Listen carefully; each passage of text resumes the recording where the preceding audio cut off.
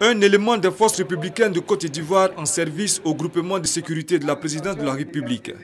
Et un soldat des forces républicaines de Côte d'Ivoire sans matricule en service à la base navale d'Atekoubé, condamnés respectivement à 8 mois et 6 mois d'emprisonnement ferme et une amende de 50 000 francs CFA par le tribunal militaire d'Abidjan. Arrêtés le 2 janvier 2013, ces deux éléments sont poursuivis pour des délits d'arrestation illégale et séquestration, détention illégale de cannabis en vue de la consommation, détention illégale d'armes de guerre, tentative d'extorsion de fonds portant sur la somme de 500 000 francs CFA, violence et voies de fait et violation de consignes.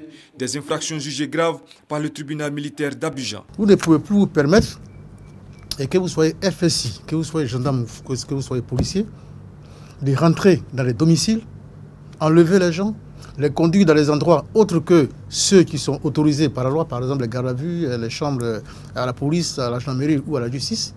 Vous les amenez dans des endroits qui vous semblent appropriés, vous les séquestrez, vous les portez des coups, vous les prenez tous les biens, vous les raquettez et vous pensez qu'on ne va rien vous faire. C'est terminé ça. Nous allons sanctionner tous ces agissements. Un signal fort à l'endroit de tous les éléments des forces républicaines de Côte d'Ivoire qui violent les droits humains.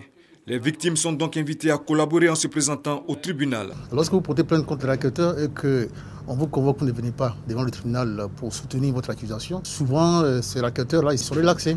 Ce n'est pas bon pour nous, ce n'est pas bon pour eux aussi parce qu'après ils vont recommencer. Et comme je le dis, je le redis, le doute profite toujours à l'accusé.